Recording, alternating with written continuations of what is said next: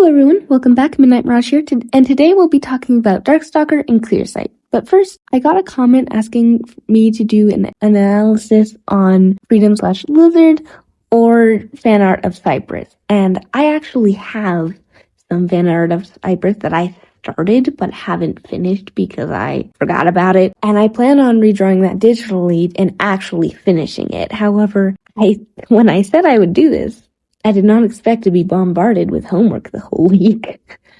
So I'm planning on doing that either next week or the week after that, and probably the analysis on Freedom after I've reread the 15th book of Wings of Fire, because I haven't read it in a while, and I think that would be better. But anyways, Darkstalker and Clearsight. When I started to draw this, I was reading the Darkstalker Legends novel, which is so good, but I also got inspiration for a bunch of different drawings, and as I started to finish those drawings, I forgot about this one as I got even more inspiration for other drawings. But now that I'm running out of inspiration, I started to finish this before I got the comment, and I was like 90% done with this by the time the comment came. So the idea was to represent the whole book as a whole. So first I drew broken hearts with spider webs in them.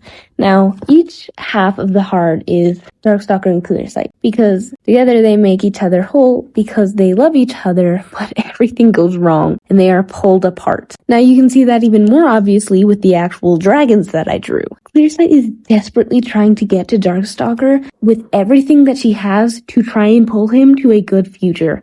However, Animus magic pulls him the opposite direction. I tried to show this with the Animus objects I drew, the earrings he enchanted and the scroll that he enchanted, pulling him in the opposite direction of Clearsight, because these things really help push him off the edge. He is trying to get to her, but he's not trying as hard as she is. Now, the spiderwebs in the heart had something to do with their future. Now, they liked to use string a lot to represent future a lot in the book, and I didn't want to do random string, so I chose spiderwebs, as it looks cool.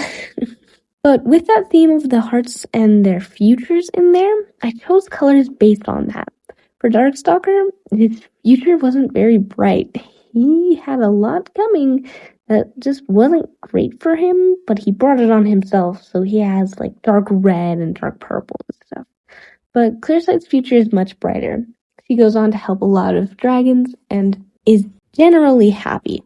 So I chose lots of bright and happy colors, with a hint of sadness because he doesn't have Darkstalker, which is sad. Plus, he does have to get through some hard times, so there's a bit of red in there too. For the shading of Darkstalker, I used the regular dark blue that I would for all the hard lines and obvious lines, but for the making things look 3D shading, I used red because it's more subtle, but it's definitely still there.